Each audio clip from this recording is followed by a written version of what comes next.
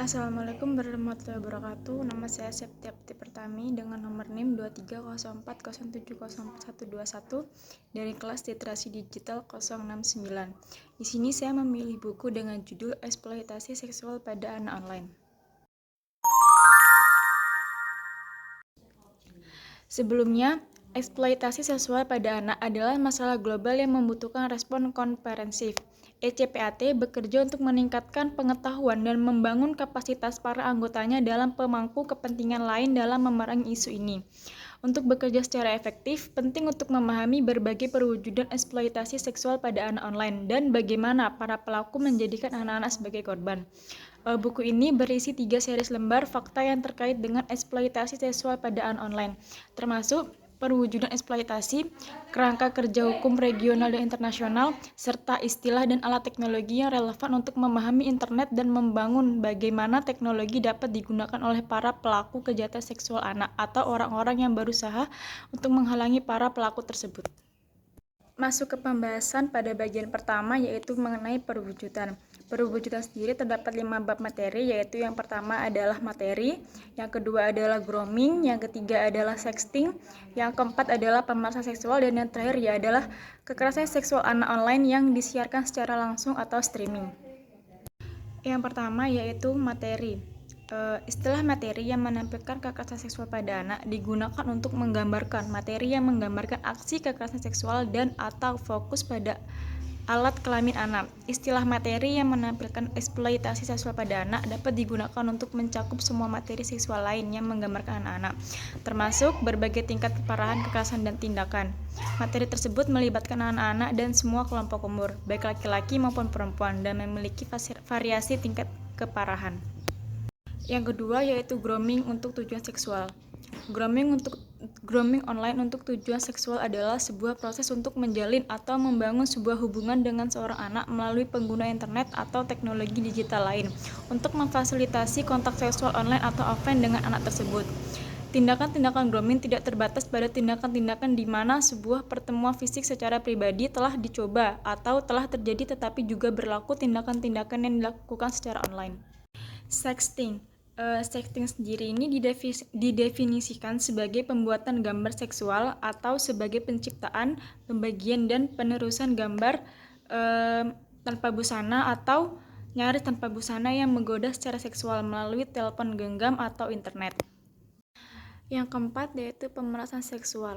Ketika dilakukan terhadap anak-anak, maka pemerasan seksual adalah sebuah proses di mana anak-anak atau orang muda dipaksa untuk terus membuat materi seksual atau disuruh untuk melakukan tindakan-tindakan yang menyedihkan di bawah ancaman pengeksposan materi tersebut kepada orang lain, dan beberapa contoh kekerasan tersebut terus meningkatkan sehingga tidak terkontrol. Akibatnya, para korban berusaha untuk melukai diri mereka sendiri atau bunuh diri sebagai satu-satunya cara untuk melepaskan diri dari masalah tersebut. Kemudian yang kelima atau yang terakhir yaitu kekerasan anak yang disiarkan secara streaming. Siaran langsung kekerasan seksual terhadap anak merupakan paksaan terhadap seorang anak untuk berpartisipasi dalam aktivitas-aktivitas seksual, baik sendiri ataupun dengan orang lain. Aktivitas seksual tersebut pada saat yang sama dikirim secara langsung atau dialirkan melalui internet dan ditonton oleh orang lain yang jaraknya jauh. Seringkali, orang yang menonton dari jarak jauh tersebut adalah orang-orang yang telah meminta dan memesan kekerasan terhadap anak tersebut, yang mendikte bagaimana tindakan tersebut harus dilakukan, dan orang-orang tersebut mungkin membayar agar kekerasan tersebut bisa terjadi. Itu tadi adalah penjelasan bagian pertama tentang materi. Kemudian masuk ke bagian kedua yaitu mengenai hukum. Lembar Fakta Hukum mendiskusikan tentang 5 instrumen hukum regional atau internasional yang relevan yang berisi berbagai ketentuan tentang satu perwujudan eksploitasi seksual pada anak atau lebih. Ini termasuk Protokol Opsional Konvensi Hak Anak tentang Penjualan Anak, Prostitusi Anak dan Pornografi Anak, Konvensi Dewan Eropa tentang Perlindungan Anak dari Eksploitasi Seksual dan Kekerasan Seksual, Konvensi Dewan Eropa tentang Kejahatan Siber, Konvensi Organisasi Buruh Internasional ILO 182 tentang pelarangan dan aksi segera untuk penghapusan bentuk-bentuk pekerjaan terburuk untuk anak, dan Konvensi Uni Afrika tentang keamanan siber dan perlindungan data pribadi. Lembar fakta tersebut berisi informasi tentang bagaimana materi yang menampilkan kekerasan seksual pada anak secara hukum sering merujuk pada pornografi anak. Didefinisikan dalam instrumen-instrumen hukum tersebut dan perwujudan eksploitasi seksual pada anak online apa yang dapat ditangani melalui pasal-pasal hukum tersebut. Kekuatan dan kelemahan dari setiap konvensi tersebut juga disoroti dalam lembar fakta ini. Masuk pada pembahasan pertama, yaitu mengenai protokol opsional Konvensi Hak Anak tentang penjualan anak, prostitusi anak, dan pornografi anak atau OPSC.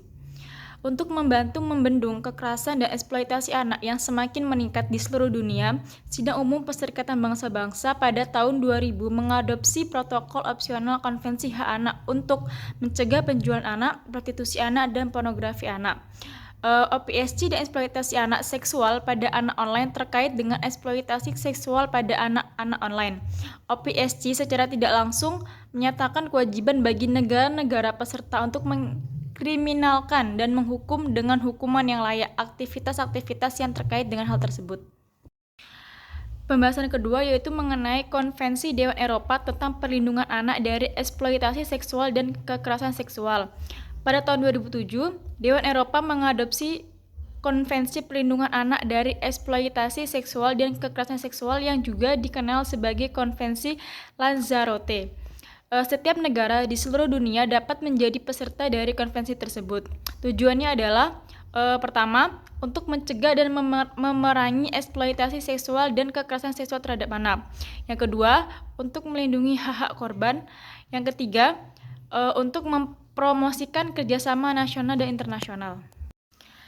Pembahasan ketiga yaitu mengenai Konvensi tentang Kejahatan Siber. Konvensi tentang Kejahatan Siber dikenal juga sebagai Konvensi Budapest, merupakan perjanjian internasional pertama yang berusaha untuk menangani kejahatan internet dan komputer. Konvensi tersebut mengikuti sebuah kebijakan pidana umum untuk membantu pendeteksian, penyelidikan, dan penuntutan perbuatan-perbuatan yang bertentangan dengan atau penyalahgunaan kerahasiaan, integritas dan ketersediaan sistem, jaringan, dan data komputer. Kebijakan ini termasuk pengadopsian dan penyelarasan hukum acara dan hukum pidana dalam negeri serta peningkatan kerjasama internasional. Konvensi tersebut terbuka untuk penandatanganan pada tanggal 23 November pada tahun 2001 dan mulai berlaku pada tanggal 1 Juli tahun 2004. Pembahasan keempat yaitu mengenai Konvensi Organisasi Buruh Internasional atau ILO 182. Pada tahun 1999, Organisasi Buruh Internasional atau ILO mengadopsi Konvensi nomor 182 dengan meratifikasi konvensi ini. Sebuah negara berkomitmen pada dirinya sendiri untuk mengambil aksi segera untuk melarang dan menghapuskan serta melindungi anak-anak usia di bawah 18 tahun dari bentuk-bentuk pekerjaan terburuk untuk anak. Aksi-aksi yang diperlukan berkisar dari sebuah reformasi hukum dan penegakan hukum sampai dengan bantuan praktis dan langsung kepada anak-anak dan keluarga. Kemudian pembahasan yang terakhir yaitu mengenai Konvensi Uni Afrika tentang Keamanan Siber dan Perlindungan Data Pribadi. Pada Juni 2014, Uni Afrika mengadopsi Konvensi tentang Keamanan Siber dan Perlindungan Data Pribadi. Tujuan dari konvensi ini adalah untuk menangani kebutuhan untuk perundang-undangan yang selaras dalam bidang keamanan siber di negara-negara anggota Uni Afrika, termasuk hukum acara pidana, dan untuk membuat sebuah mekanisme yang dapat digunakan untuk memerangi pelanggaran privasi di setiap negara peserta.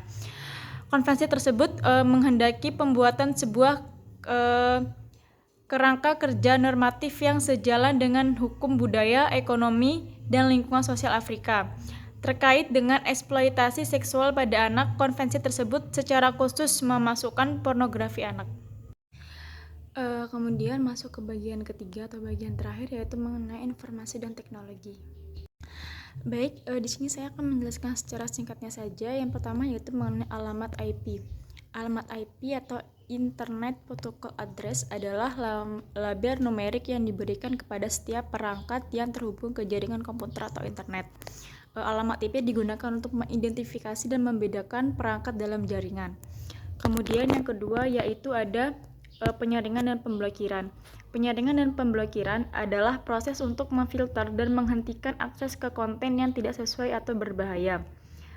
Kemudian yang keempat yaitu ada Enskripsi. Enskripsi adalah proses pengubahan data menjadi kode yang tidak dapat dibaca oleh orang yang tidak dapat berwenang. Enskripsi dilakukan dengan menggunakan algoritma kriptografi dan kunci enskripsi. Kemudian yang keempat yaitu Tor atau The Onion Router adalah perangkat lunak yang memungkinkan komunikasi anonim.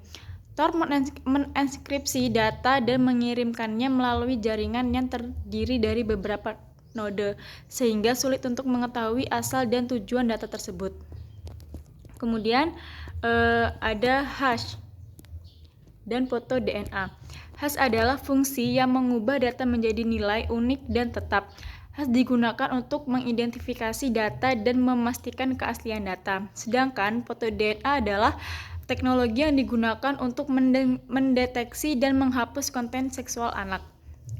Kemudian ada komputasi awan atau cloud computing. Komputasi awan adalah sistem yang memungkinkan pengguna untuk mengakses dan menggunakan sumber daya komputasi, penyimpanan, dan aplikasi melalui jaringan internet. Kemudian yaitu ada splash page. Splash page adalah layar awal yang muncul ketika aplikasi dijalankan, biasanya berisi logo, informasi, dan gambar. Kesimpulan. Jadi secara keseluruhan buku ini membahas tentang eksploitasi seksual pada anak secara online dan upaya untuk melindungi hak korban anak serta mempromosikan kerjasama nasional dan internasional dalam hal ini. Beberapa tindakan yang diatur dalam teks termasuk merekrut anak, memaksa atau mengeksploitasi anak, dan mengajukan anak melalui teknologi informasi dan komunikasi untuk bertemu. Selain itu, juga menyebutkan kewajiban untuk mengkriminalkan dan menghukum pelaku dengan sanksi yang sesuai. Itu tadi yang dapat saya sampaikan. Kurang lebihnya mohon maaf. Wassalamualaikum warahmatullahi wabarakatuh.